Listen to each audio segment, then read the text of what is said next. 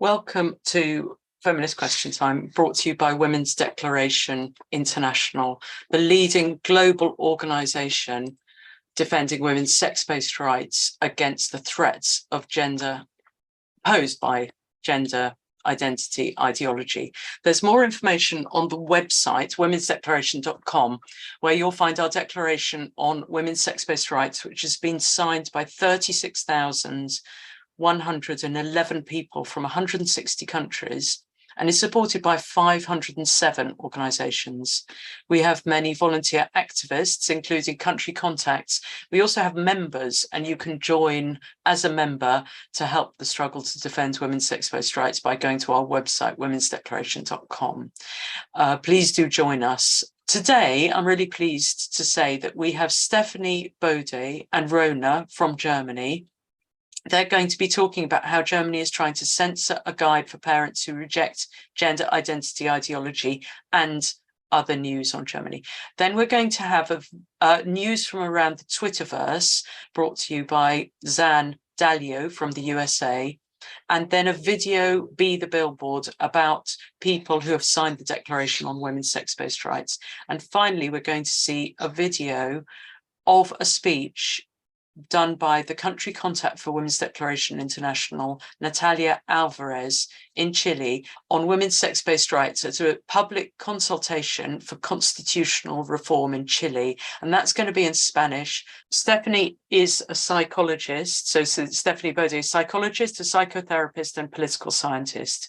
She's been an active against gender identity ideology since 2019 and was the WDI contact for Germany until 2021. Today, she is taking part in actions at several radical feminist groups in Germany. And Rona is a feminist activist, graphic designer, author, and poet. So thank you so much, both of you, for coming on and speaking. And over to you. Rona and I are going to talk about a booklet for parents that we published about 2 months ago. So the title of the booklet is A Guide to Leave the Transgender Cult, and the subtitle is A Parent's Guide. It's based on the book Desist, Detrans and Detox, Getting Your Child Out of the Gender Cult by Mariah Kevlar. So how has this project been born in the first place? A client of mine recommended it to me. She told me that I just saw her once, and she told me a few weeks later that this book really had helped her to support her child to leave the transgender cult. The daughter in the end desisted. So I was really curious, and I bought the book and read it, and then I wrote a small summary for myself in order to help other mothers better, because once in a while I get approached about this topic, and I sent it to other feminists. One of them was Rona, and just in order that others can also help women who approach them. And then Rona had the, I think, wonderful idea that we can publish a small booklet, and she asked the author, Mariah Kevlar, for permission. And Mariah was very generous and allowed us to publish it. She didn't want any money. And of course, it's also for free. You can download it. And Rona made a very nice booklet out of it with nice pictures. And I just give you a short I just show you the booklet online. You can find it at the website Lasst Frauen sprechen. And I just briefly scroll through it and give you an idea about what's in it. The author, Mariah Kevlar, frames the issue as a cult, as you can see from the title. And that also means that she uses methods in the tradition of sectarian and addiction exit programs. So some of the recommendations that she gives in the book, and that we also give in the booklet, is find out the underlying needs and motivation of your child that made her vulnerable for entering the cult. Find out who has influenced your child. discuss the underlying assumptions of gender identity ideology with your child, build a supportive team of allies for you and your child that rejects the ideology, improve the communication and the relationship with your child. And she also gives many practical hints on how to improve your communication. Set boundaries, practice self-care for yourself as a parent, show and tell your child that you care and that you love her and support her. Then she gives some hints on how to find a therapist who's critical of the ideology, but she doesn't say that it's totally necessary that you go to a therapist, just in case that you think your child should go to a therapist. And then I want to show you the end of the booklet. So in the end, we added some radical feminist content.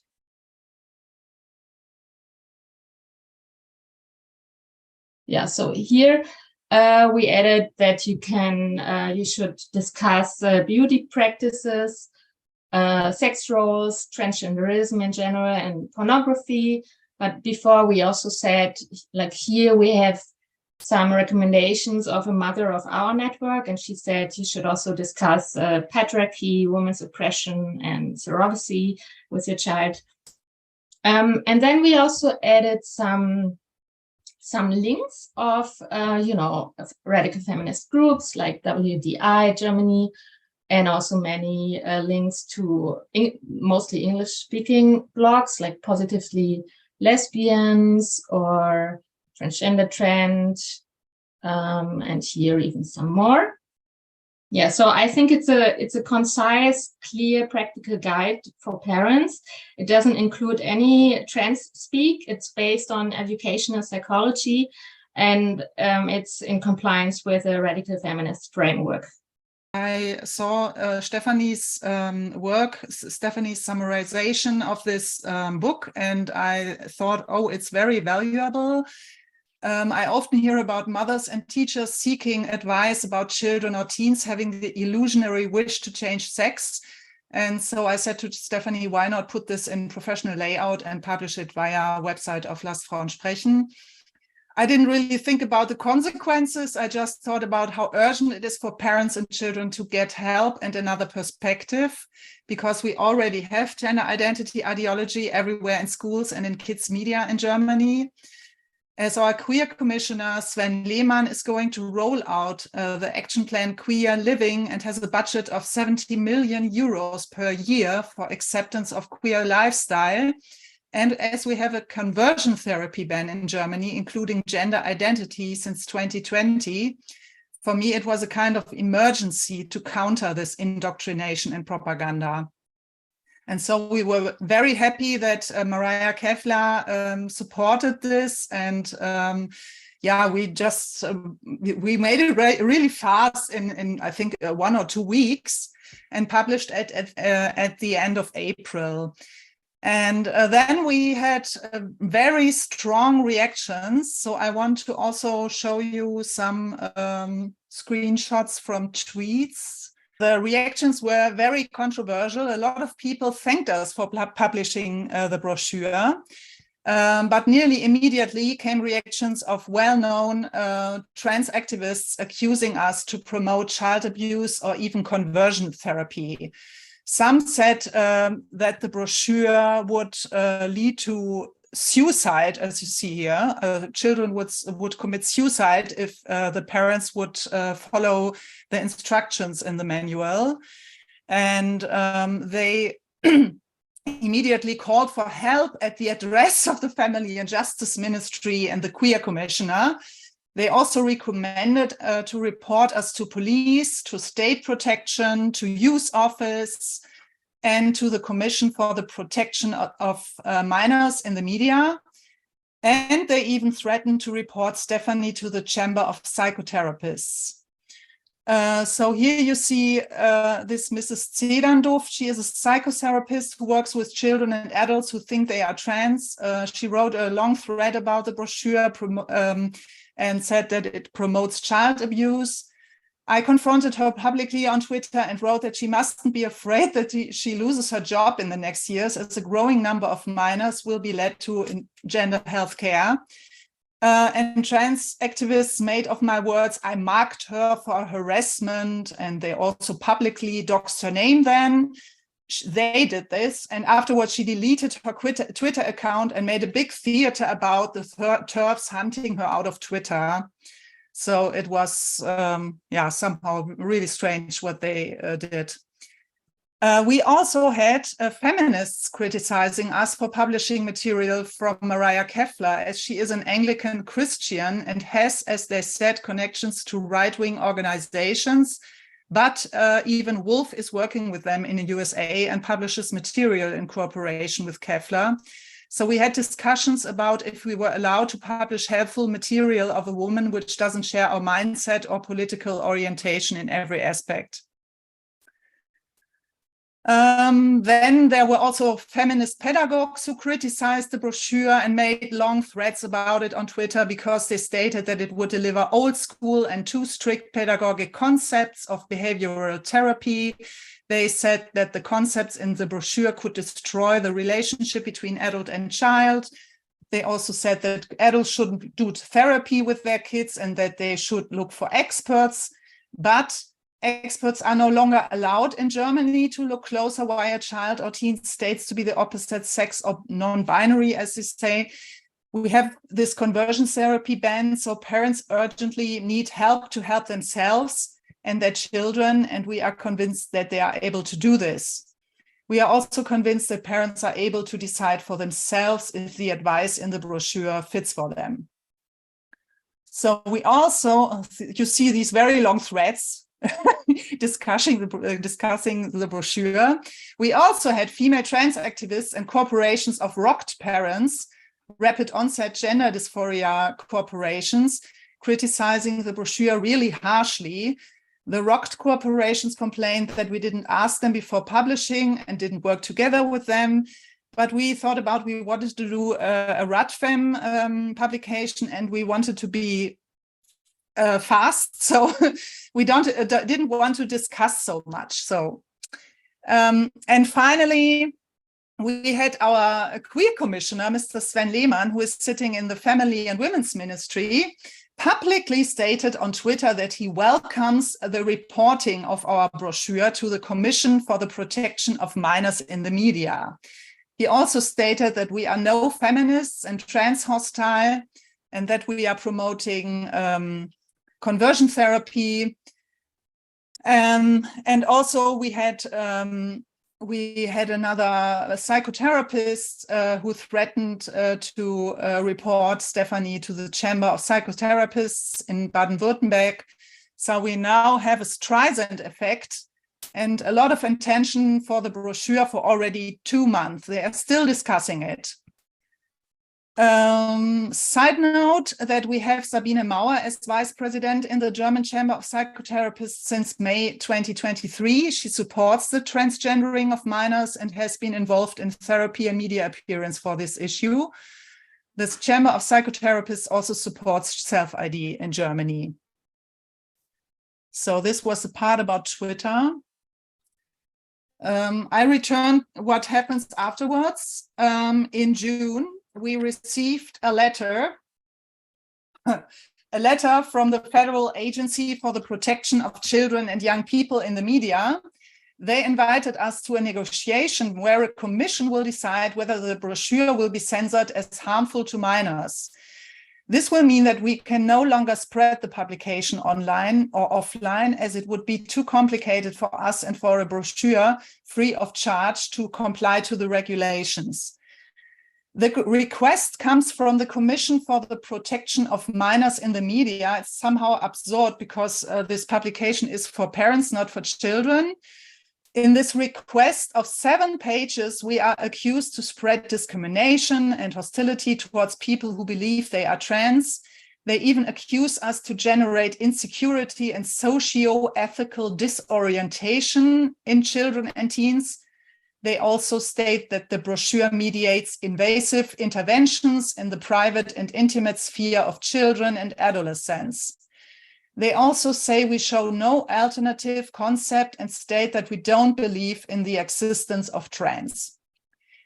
We see that they try to force only one perspective about this issue and try to forbid that other ways are shown to deal with no fitting in heteronormative sex stereotypes. On the other hand, they say children and teens are able to decide for themselves what is right for them and are self-responsible.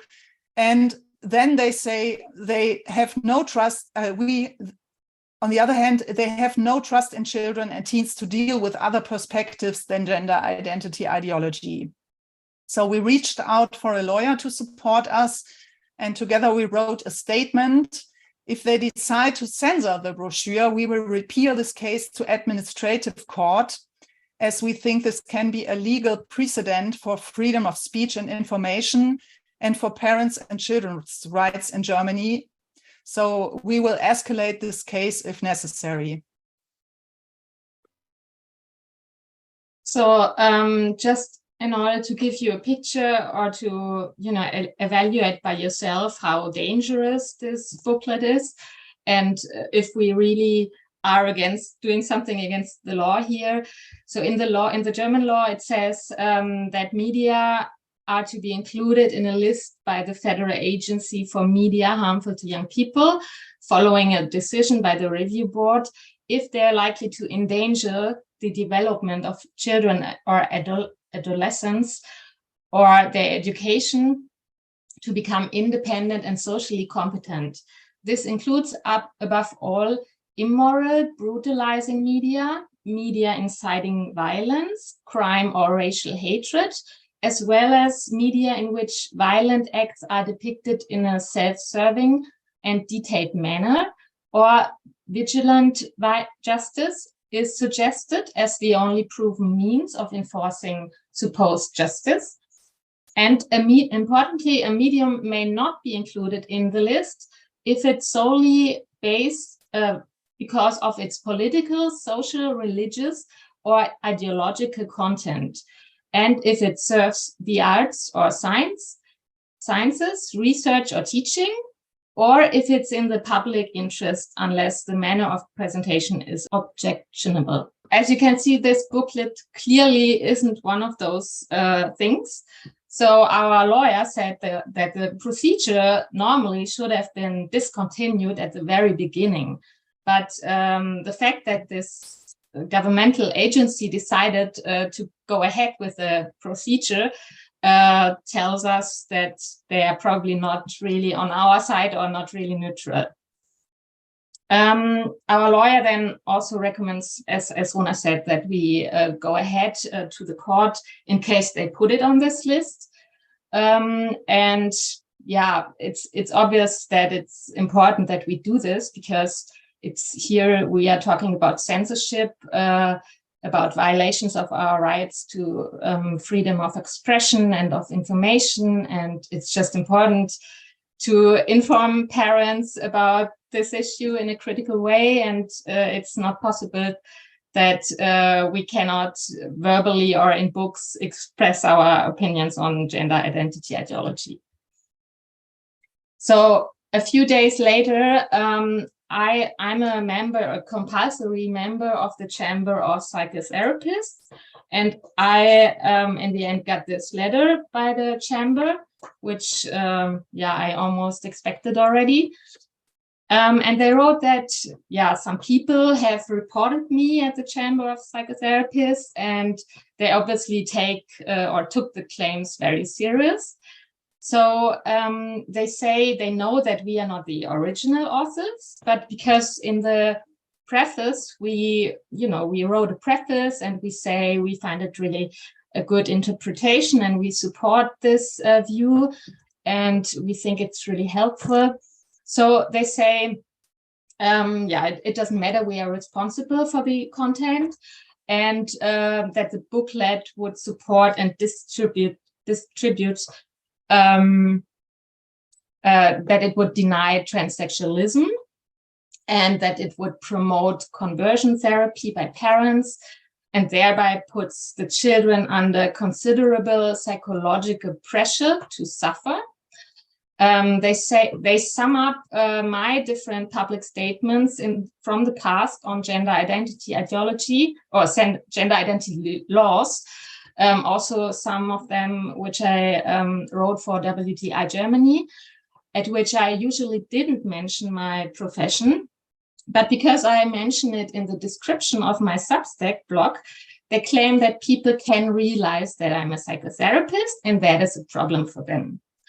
So therefore, they say they have the suspicion that I was not conscientious in my profession, that I would not respect the dignity and self-determination of my clients, even though I even don't work with children and teenagers, and I also don't work with adults who say they are transgender. They say I would follow principles and regulations or instructions that are incompatible with my task, and that I was not guided by the state of the art in science and teaching. They have the suspicion that I would damage the reputation of my profession. So this is all nothing new for us, I guess. But here we can see authorities and trans activists are abusing the concept of conversion therapy for censorship of criticism of gender identity ideology. So for me personally, I could, in the worst case, I could lose my license, or I also could might have to pay a fine in the end if they win. So of course I'm going to court because of this as well. And this is all an effect of the 2020 law for the protection against conversion treatments in Germany. So my lawyer said a professional, and he said actually that probably because now a professional investigation has been opened, it might be possible that this will be a lengthy procedure. So as this all is very costly, as you can think, we started a crowdfunding for legal support in the case against the censoring of the brochure, and especially for the legal defense of Stefanie and the accusations by the Chamber of Psychotherapists. We are very lucky that we had a lot of support till now, and that we collected already more than 8,000 euros in 3 days. A lot of donations by men, 44%. So we see the German public seems to be fed up from gender identity ideology. And we are still collecting for the legal fees and for legal support, as we also don't know if there will more accusations be coming. It could be that also the other threats that we heard on Twitter will be coming, but it takes a longer time until the police sends something. So yeah, we have to defend ourselves, and we're going for it. And especially for Stefanie, it's very important to defend her. We would be happy if some of you can still support us. So we almost reached the 10,000 euros.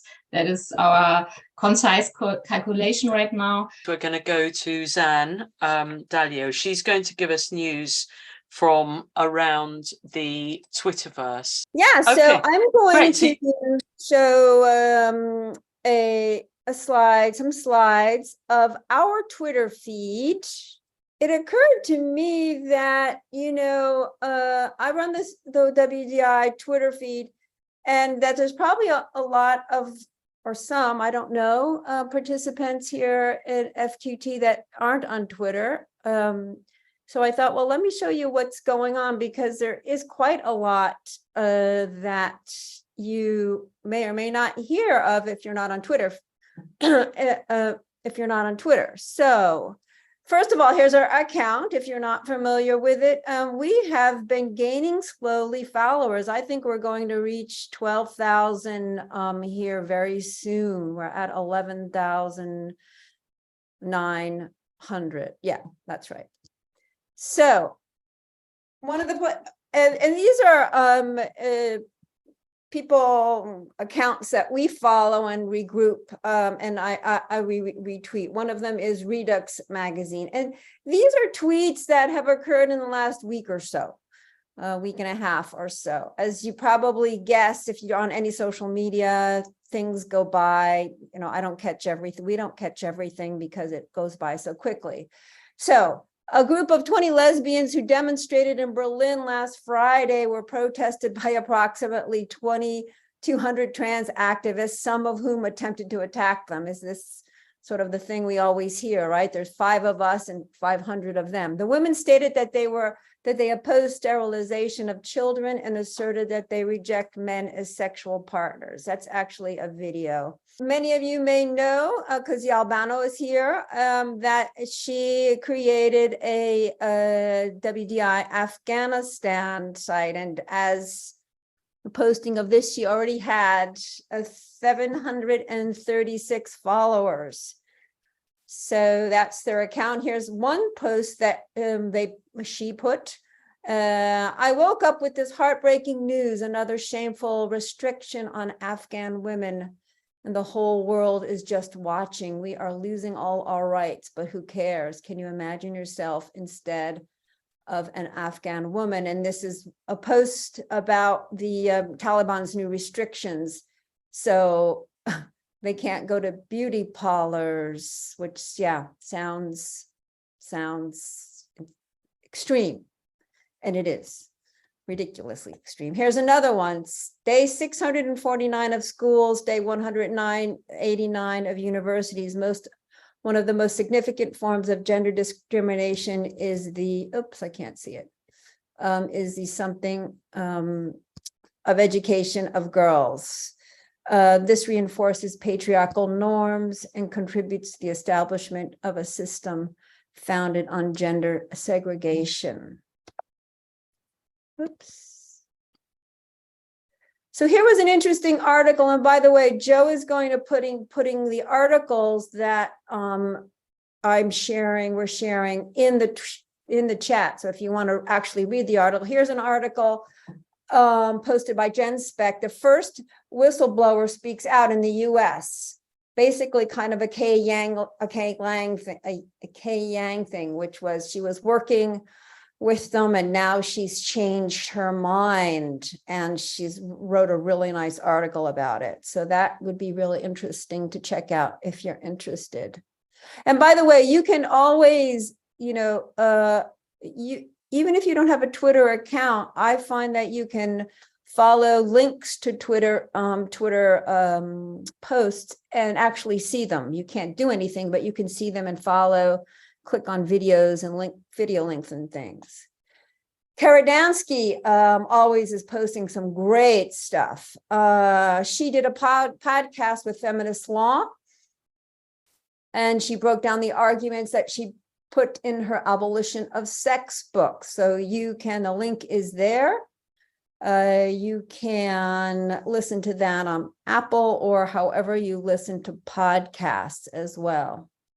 And this is another one. There's so many wonderful posts that women and men, but mostly women put that are really say something and have a really wonderful picture. And I like this one. Feminism is the movement to liberate women as a sex class from male domination. Male control of feminism defeats the entire point. If you stand with trans, then you stand with the men who demand to have male control over women's organizations. Here's another one that there's also a link to this event. Feminist in Struggle is having on the 15th a forum on prostitution, pornography and male violence. Tickets on sale. Keep Prison Single Sex was always posting wonderful threads about anything having to do with men in women's prisons. And this was an extended thread that she posted. I just posted the tweet for you. Of what's going on in this case in upstate in New York, in the New York State Constitution. Here's another article that Maya Forrester posted. There was a big, huge, I guess you call it a storm of male breastfeeding, support for male breastfeeding. And this article from withwomen.org is about men who think they can breastfeed. Very interesting article as well. The States, there's a gender abolition tour in 2023, and here are the locations. Philadelphia is going to be at the end of the month. I think that's the first one. And another big win for us, Maya was awarded the $100,000 reward for her winning her tribunal case. And the article there in The Guardian, you can find it. And Germany, so Ellie Arrow, who we've had on FQT before, she primarily has a blog or a Substack in German. But what she does is she posts her articles in English as a big long Twitter feed, as a thread. So if you want to read, and this one is, oh no, maybe she does do her blog in English, but this is from Der Spiegel, which is a huge, it's kind of like Time magazine in the States. Here she posted a thread about Germany's prostitution policies, and that's her theme, and excellent. She does excellent work. And WDI India. So what we also do is just repost from our WDI affiliates. And there's about 20 of us who are in Twitter. This is an article about girls participating in the YPI program in Delhi, Mumbai, and Bengaluru. Excellent stuff as well. This video, I highly recommend you watching. This man was at a school board meeting, and this was all over Twitter. He basically provided more than several incidences to the school board, who said there's no incidence of trans and violence when trans men or men who call themselves trans go in or use women's facilities and girls' facilities. And he had, I don't know how many examples of cases of violence. It was great. He did a wonderful job. And yes, WDI Quebec we always sort of post each other's. Sometimes we do translations, and this is their response to what's going on in Afghanistan. And this is another case.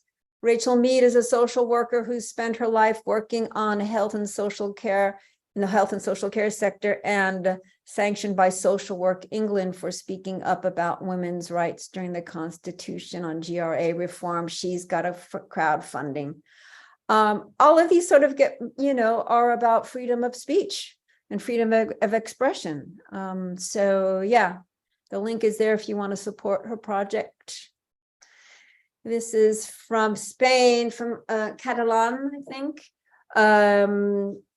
A translation when sometimes our translations go a little awry. It's not feminism to defend. It's not feminism to defend surrogacy. It's not feminism to defend prostitution or pornography. It's not feminism to perpetrate the patriarchal sexual hierarchy. It is not feminism to define women by their behaviors. When you hear people talk in these terms, it is not feminism.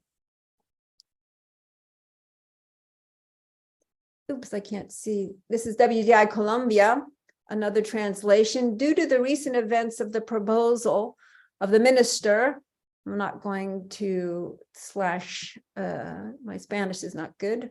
We want to call for us to let this particular person know that women are not merchandise, and that in Colombia, there is a crime of induction into prostitution. We are waiting to hear from you tomorrow. We are waiting for you tomorrow at 8 p.m. Again, our translations, try to fix them up if I can, but the point is to get the word out in general, and to show that we are an international organization. And here is another repost from WDI Norway, which is a wonderful interview with Helen Joyce on Mother Nature is a turf, as they say, reality is a turf. And then WDI Spain, a translation, not wanting to see that open the door to women's spaces to any man increases the possibility of sexual assault for us under the excuse of inclusivity or goodness is very suspicious.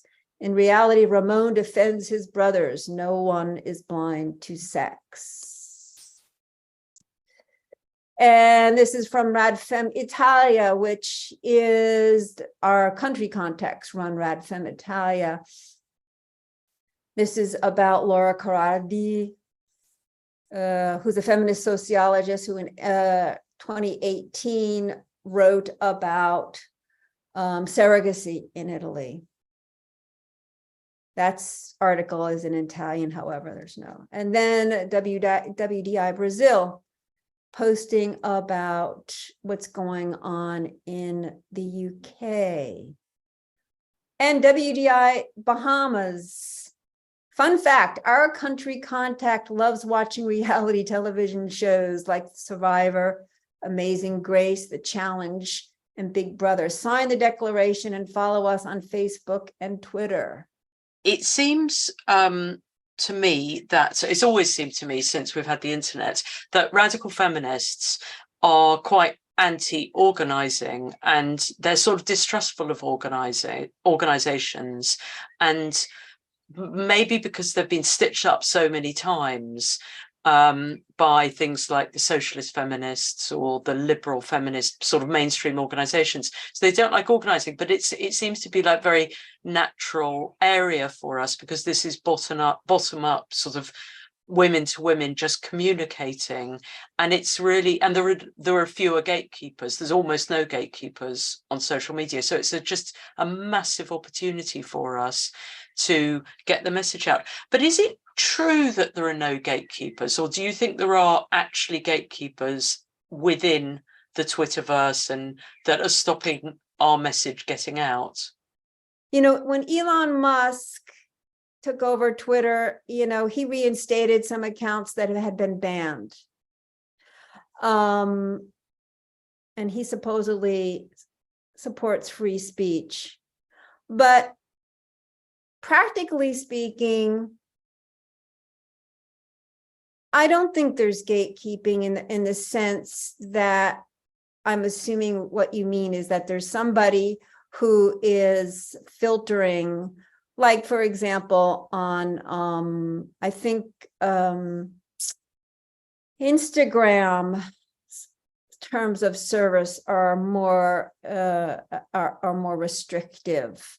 And I think one of the things that is the boon and the curse of Twitter is that you can somewhat say just about almost anything, and it gets banned, and it gets, you know, sort of marked or shadow banned or whatever when it's out, when it goes over the top. But is that gatekeeping? It's one of those gray areas on the technical side that I haven't invested too much time in. I personally have not been, and I've said some pretty out there things, my personal account, and of course on our account, I don't do that. I don't do things that could be banned.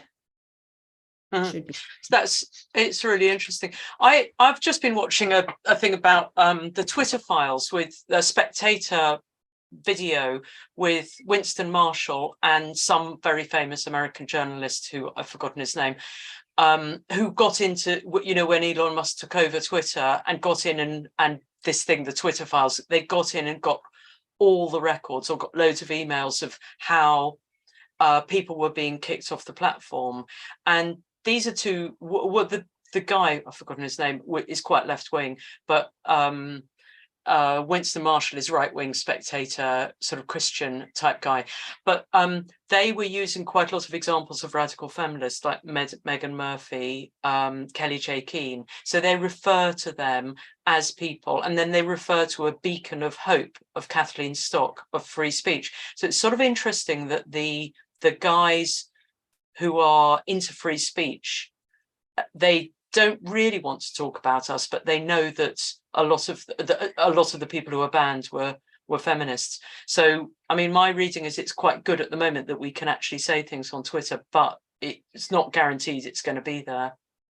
Yeah, I mean, yeah, that's good. And I mean, that's part of that, you paid attention to that, because that's part of how we work collectively. We have a collective knowledge that we build and we share it with each other here, but also on Twitter. So that's where social media, I mean, just eclipses any other movements in any other time period, if you think about it, because we can do things, which communicating is so important, that were never possible before.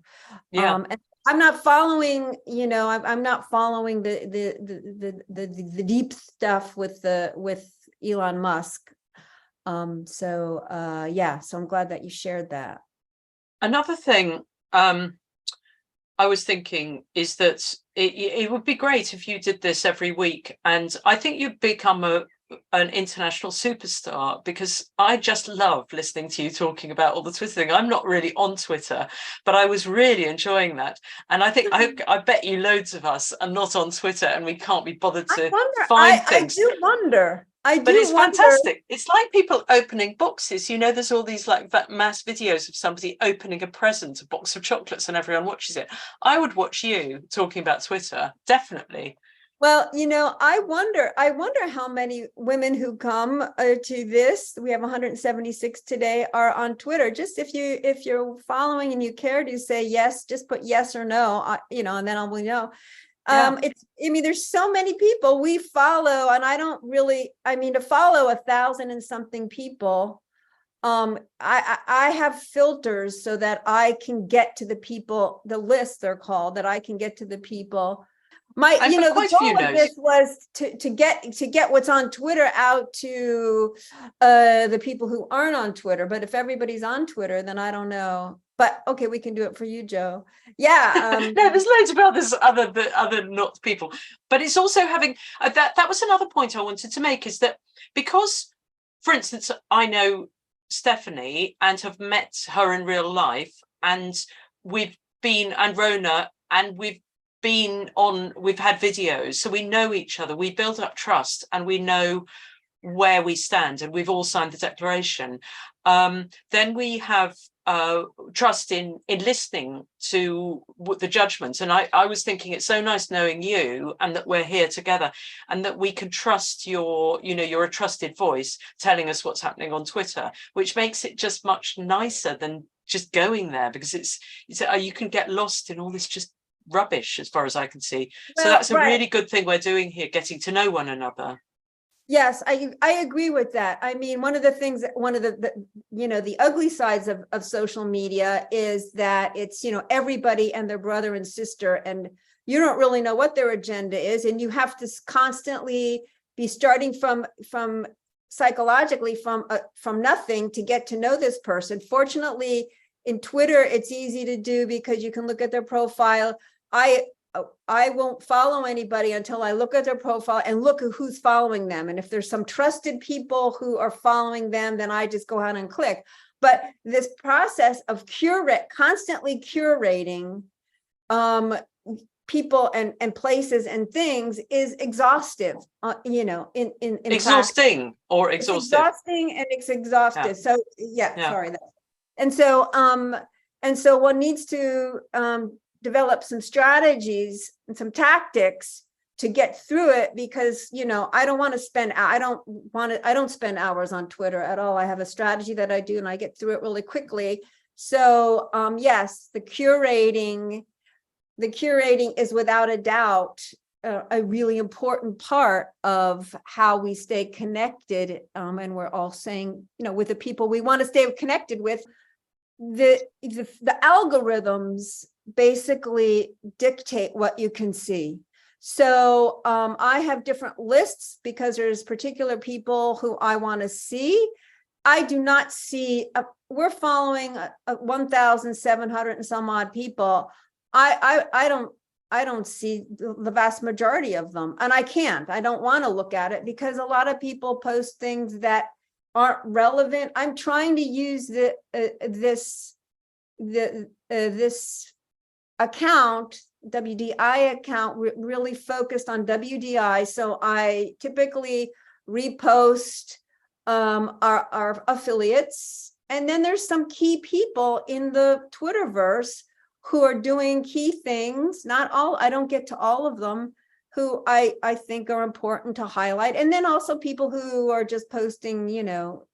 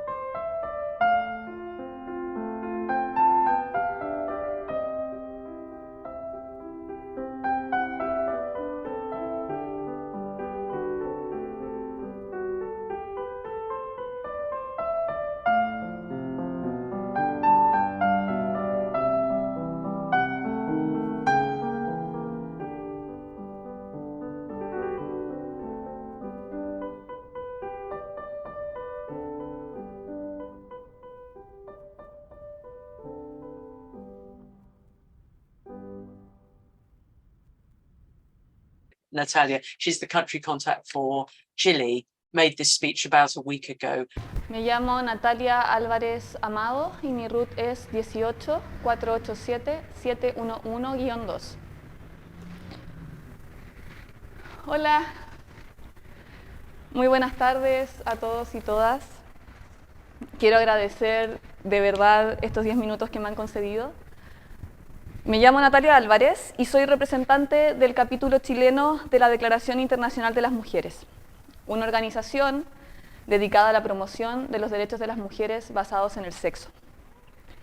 Una labor que ha sido particularmente difícil durante la reciente historia de nuestro país.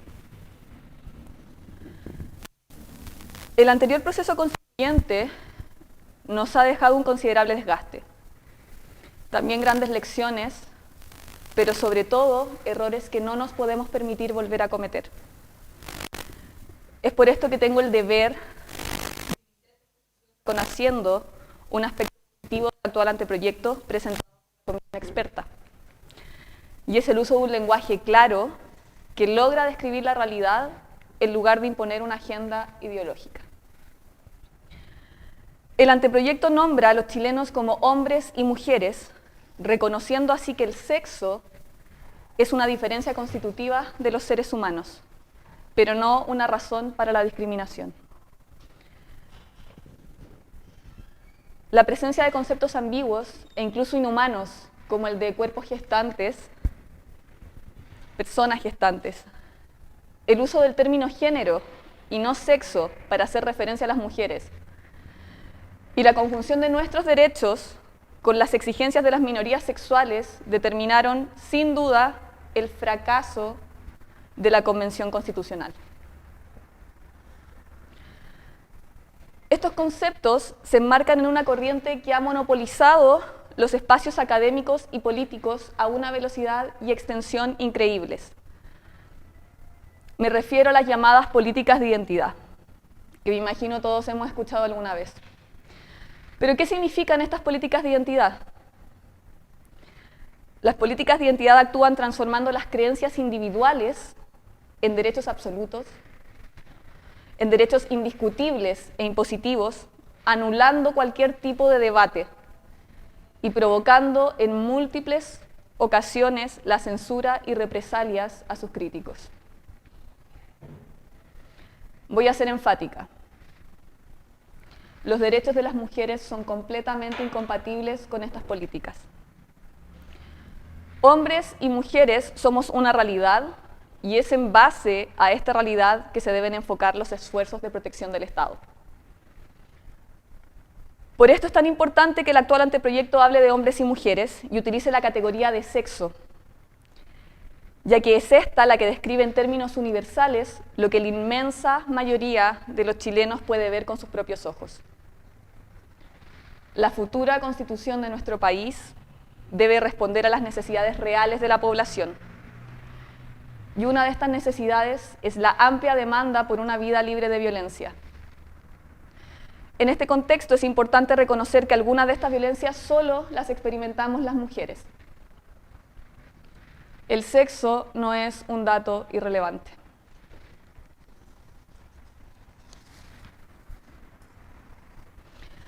Las niñas y las mujeres seguimos siendo víctimas de violencias que no dependen de una identidad autopercibida.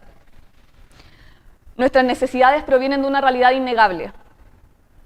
Una de esas realidades, según el último informe de la Mesa Intersectorial sobre la Trata de Personas del Ministerio del Interior, es que en nuestro país todas, repito, todas las víctimas de trata con fines de explotación sexual fueron mujeres. Como si esto no fuera suficiente, debemos tener presente el informe del año 2018 elaborado por la ONG Raíces, que determinó que más del 90% de las víctimas de explotación sexual son niñas.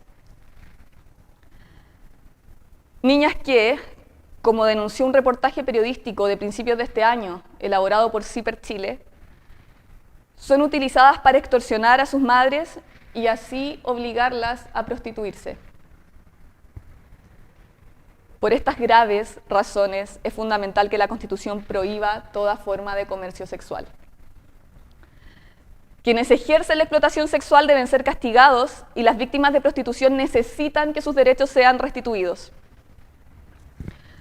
Recordemos que el Estado de Chile, mediante la firma y ratificación de instrumentos internacionales, se ha obligado a sí mismo a adoptar medidas apropiadas para modificar los patrones culturales de conducta de hombres y mujeres. Esto es con miras a alcanzar la eliminación de prejuicios y prácticas basadas en la falsa idea de inferioridad o superioridad de cualquiera de los dos sexos, o en funciones estereotipadas sobre cómo debiese actuar hombres y mujeres.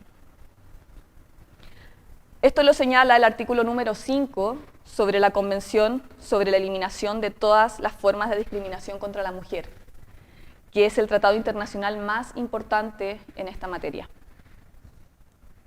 El Estado de Chile también se ha obligado a sí mismo a garantizar la plena participación de la mujer en la vida política, civil, económica, social y cultural, en los planos tanto nacional, regional e internacional, y a garantizar la erradicación de todas las formas de discriminación basadas en el sexo, como lo señala el artículo número 18 de la Declaración de Viena del año 1993. Y también el Estado de Chile se ha obligado a prevenir y combatir la trata de personas, prestando especial atención a mujeres y niños, como lo ordena el artículo 2 del Protocolo de Palermo del año 2004.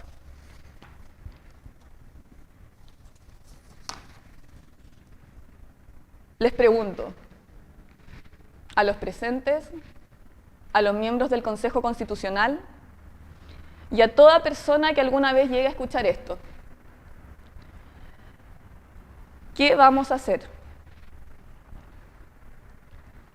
cuando inevitablemente llegue el momento en que ese 90% de niñas explotadas sexualmente cumplan los 18 años?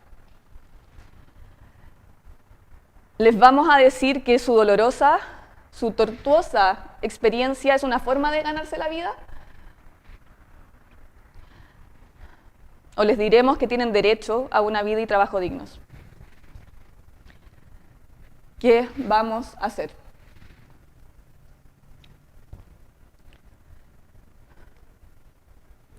En coherencia con todo lo que he expuesto hoy, los y las invito a apoyar las iniciativas 10.839 sobre la incorporación del deber del Estado de castigar la violencia contra las mujeres, la iniciativa 10.903 sobre la erradicación de los estereotipos sexistas y la iniciativa 10.919 sobre la incorporación de la explotación sexual como límite al derecho al trabajo.